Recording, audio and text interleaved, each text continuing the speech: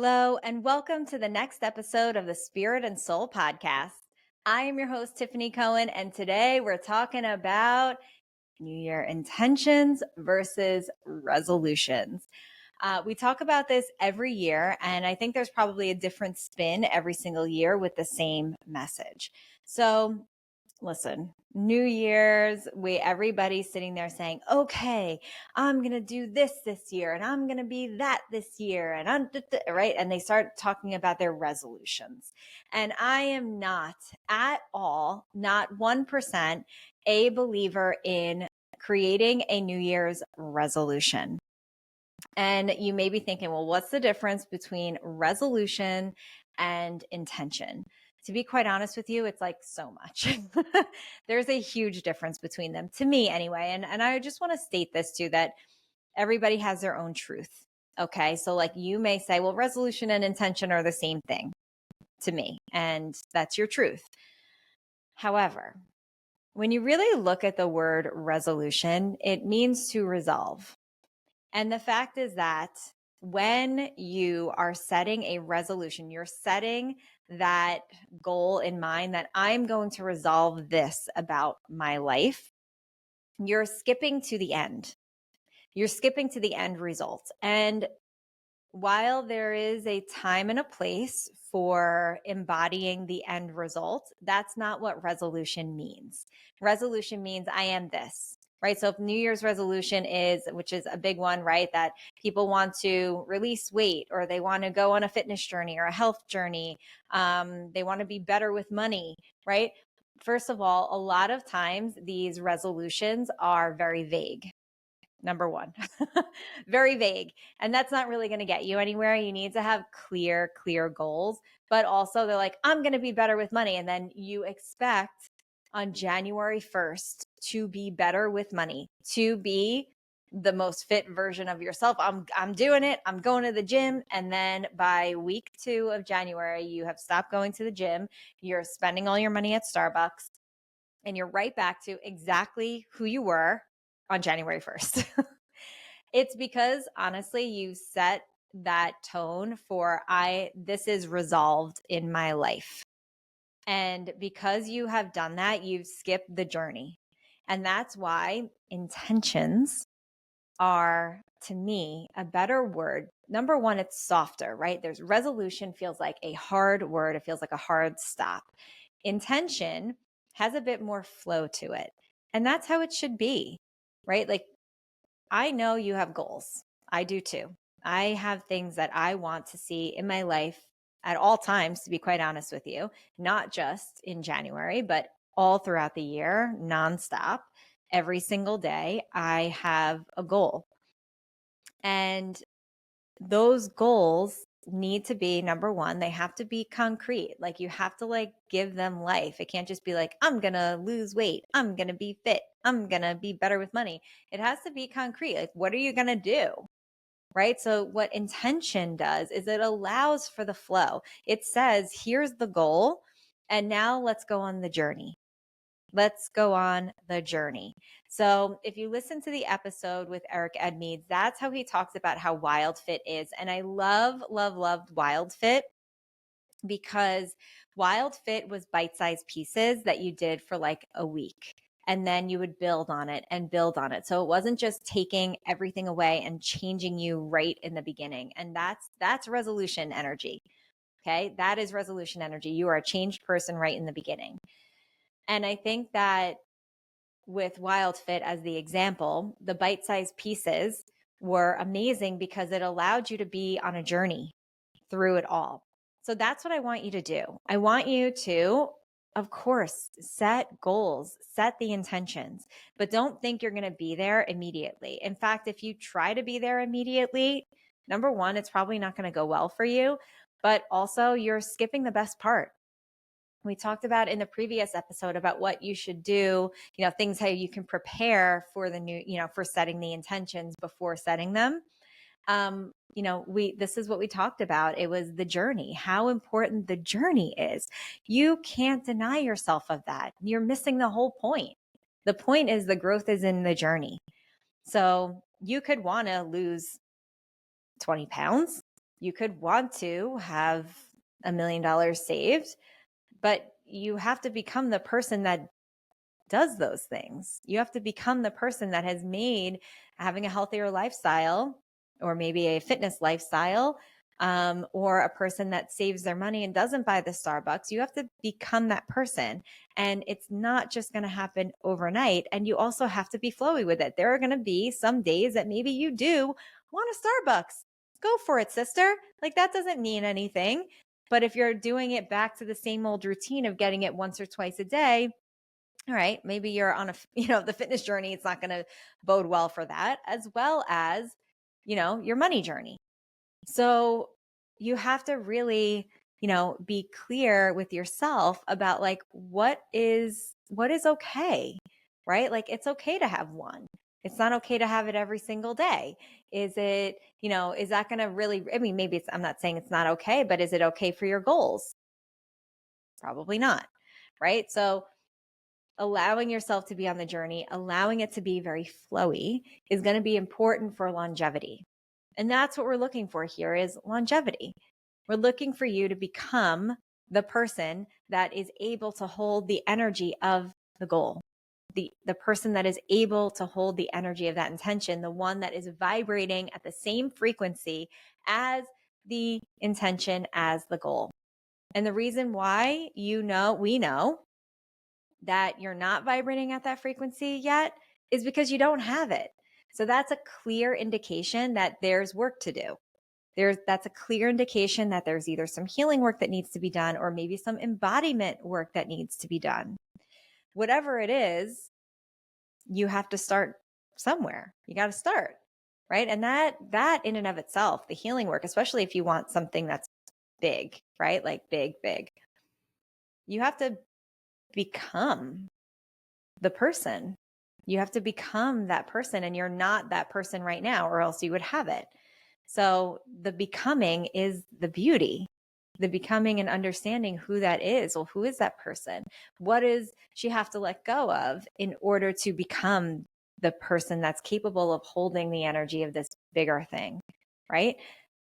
That takes a little bit of time. You can know who that is, but really it's just a thought, an idea. And it's important to embody what you think right off the bat and then allow it to flow, because the embodiment piece allows you to be in that future energy. And I don't want to call it resolution energy, but it is that energy that allows you to be in the energy of the thing that you want, that I do have it. I can see how it feels to have this thing. And this is how I would act. And this is how I would dress. And this is how I would talk. And I would think if I had this thing. So I'm going to be that now. That's super important in manifesting.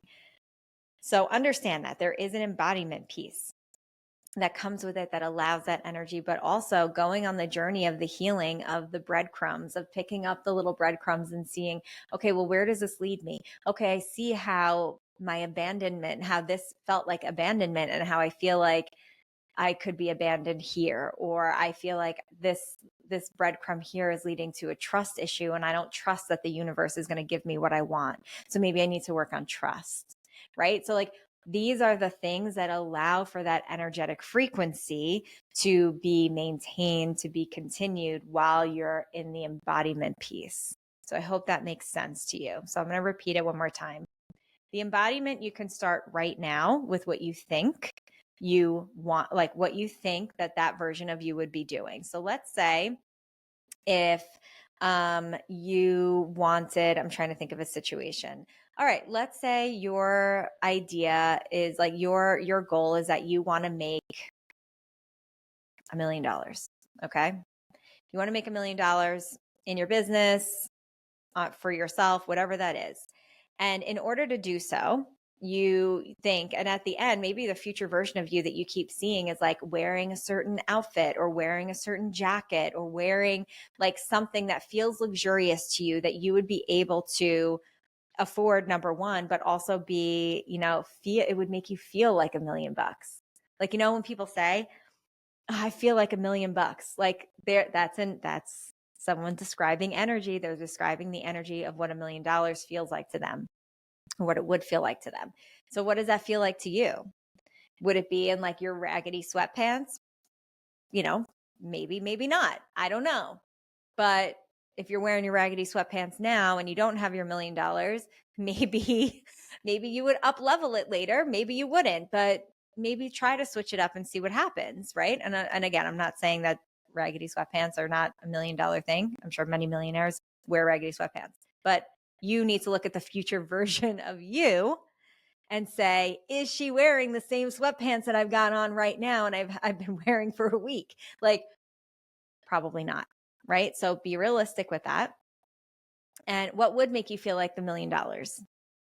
What would make you feel like $1 million? Go out and get something similar. So you may not be able to afford the Chanel version of it in this moment, but what's similar? What makes you feel like that? What's a similar vibe, right? That you can put it on and be like, yeah, I got my Chanel bag. Actually, someone in our community, I love it. She was talking about how she was manifesting a car. She wanted an Audi and she was manifesting the Audi and she had a different car. I forget what it was. And every day she got in her car and she would touch the steering wheel and she would touch the middle thing and she would make herself do the Audi logo over it. And I think she even taped something right in the middle that showed an Audi sign, even though it wasn't an Audi. And she has her Audi now. Okay. Like she has her Audi now because she embodied it. She embodied that energy of that Audi every day she got into her car that wasn't the Audi. Okay. Like there's magic and beauty into that embodiment piece, into the energy frequency of it. So even if you can't have the thing yet, can you pretend? Can you have fun with it? That's the fun part. That is truly the fun part. I tell the story all the time that when I was manifesting spirit and soul, I had this outfit that when I put it on, even though it was just at home, it was when we were doing live sales just from like my den, and I would wear this like certain outfit, not on the live sales, but like I would wear the certain outfit and I would say, this is the outfit that I'm going to wear when I do inventory at my shop. And every time I put it on, I would pretend that I was going to do inventory at my shop. Did I have a shop yet? No. Did I have like a mini one from my, den? Maybe. Yeah, I guess. Right. But you better believe that day one of bringing in inventory to spirit and soul, when we had the location, you better believe I was wearing that outfit. Like manifestation right there, come true. And there was a beauty in meeting that energy that I was putting out there for months that I kept putting out there.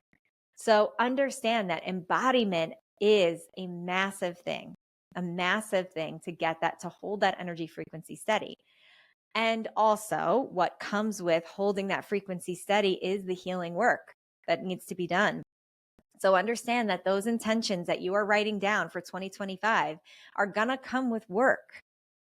That's why the word resolution to me, it's doing you an injustice.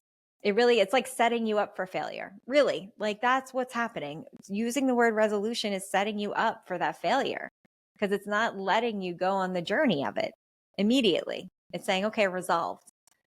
It's not resolved because you haven't done the work to resolve it. Get it? Okay. So we have to go on that journey. And what will resolve these things? Listen, it's different for everyone. But if you can start picking up the little crumbs and doing the healing work and understanding yourself and going deep within yourself, what a journey to go on. What a journey to go on to understand who you are more than you ever have. I love that for you. Actually, that's something that when people come in and, they're in talking to me, they're coaching or whatever it might be, maybe for spinal, and they say, I don't even know who I am. I'm like, wow, what a beautiful journey to go on. Immediately, it flips the script on them. What a beautiful journey to be able to find out exactly who you are. And that's an adventure. Like, that's exciting. And then once I start to say it, they're like, oh yeah, I guess it is exciting. But you have to be a willing participant in that. And you got to be that willing participant in the journey. So that's where that healing aspect comes into it. So you can start to create, to hold the energy of that embodiment that you've been working on for so long, right? Like just like having the car. That girl that's part of our spirit and soul community, she also had to become the person that can have an Audi. She had to become the person that could make those payments. She had to become somebody else. She had to believe that she could have it, not just be like, oh, Audis are cool, but like that's hard to come by. That's hard to get, right? She had to believe that she could have it. So the embodiment piece was there, but she had to do the healing work. And why do you think she came to spirit and soul classes? Because she needed to become the energetic frequency, the energetic match to match the embodiment to actually have it. And that's how that works. Okay. So understand that all the things you are writing down, they are going to come with work. That's amazing for you. Congratulations. Let's go. Let's not be lazy about it. Let's freaking go. Let's do the journey. Let's do the things because you have a community here behind you to get you those 2025 goals. Or if you're not listening to this in real time, whatever goals it is. And let's be realistic. We do these episodes right before the beginning of the year. This happens quite frequently where we are renewing the energy, where it feels like an energetic new year. Honestly, if you really do a bird's eye view of how people talk about the energies of the year, at least once in a quarter, there is a belief system around it being an energetic new year. So some people believe that January is not an energetic new year. We just labeled it that, right? In a time thing. We've labeled January 1st as the beginning of the year and the beginning of the new year. And okay, let's go with it. There's an energy frequency behind it because so many people do believe in that. So use it, right? But then guess what? Springtime rolls around and people feel like, oh, the flowers are coming up and it's the energetic new year. It's the start of the zodiac wheel, right? We start in March and this is actually the energetic new year. Okay, cool. That's another school of thought. Use it. There are many people that believe it. So each quarter, I mean, honestly, it's way more than that, but let's look at these energetic new years, right? These energetic new years, you have a chance to then look at those intentions again and really dive into it. What do I need to do? Am I doing the things on my journey? And then guess what? Summer rolls around and people are like, I come to life in the summer. You may be one of those people. And that for you is your new year. That for you is the new year. You are finally feeling good and open and let's go and ready and feeling like in your light and in your abundance. Look at your intentions again. All right, set them again. Reset it. Evaluate them. Do you want those things anymore? Great. Do all that work. Now guess what? Fall comes around. Do you see what I'm saying? And it's September and it is an energetic new year because there's kids going back to school and we remember the energy of going back to school. So it feels like an energetic new year again. How lucky are you? So don't just think that January 1st is the beginning of the year. It is not. It may be the beginning of the calendar year. Use every single moment that you can to have this refresh energy. Okay. And I'm going to give you a little hint. Every single time the moon goes into a new moon, it is the energy of a new year. That's the energy of the new year as well. So when you hit that new moon energy, guess what time it is? What do we do at Erica's new moon circles? We set intentions, right? You can do this every month. And I would love for you to do that. And we do. Like that's what Erica leads you through, setting the intentions every month. What is it going to be? And we look at those things. I'm going to give you a little piece of advice here. Set your intentions for January in January for the year or December, whatever you're doing, set them all. And what if you could be organized throughout this year, each year you're going to each month you're going to visit those intentions with Erica at the new moon circle. And you're going to say, okay, well, does this resonate? Do I even want this thing anymore? No, cross it off the list. Good. what you're going to be doing is reviewing the intentions that you set for this year every single month. And then when you're at the full moon circle with me, bring that notebook. What do you need to let go of in order to get those things? Are you there yet? We're on that road. Like, this is something awesome that we could all do together, truly. But do that. Keep it in a place, like write this down in a notebook, all of your intentions that you will use throughout the year at each moon circle, at each new moon, full moon, where you're letting go, releasing. And then we'll do a check-in at the each energetic new year. There's like a bigger energy behind it. Okay. Spring. All right, let me look at it again. Let me look at it in a bigger way. It feels like it needs a refresh. What do I need? Am I embodying? Maybe I'm not embodying. Maybe I'm not doing enough work. Maybe I need to get the Mirror Workbook by Louise Hay from the shop, because that would actually have me doing a little bit more self-love.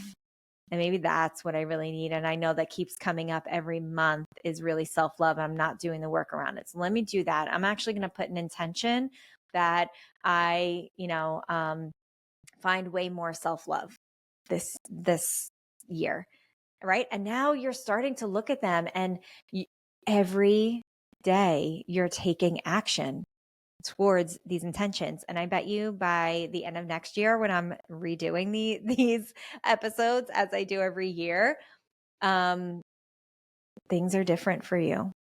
You've actually looked at, when we do the, like in the last episode that I just talked about, when we're looking back and seeing how far you've come, I bet you get way further because it's so front of mind. So I hope that you can do that together with me, because I'm going to be doing this for sure.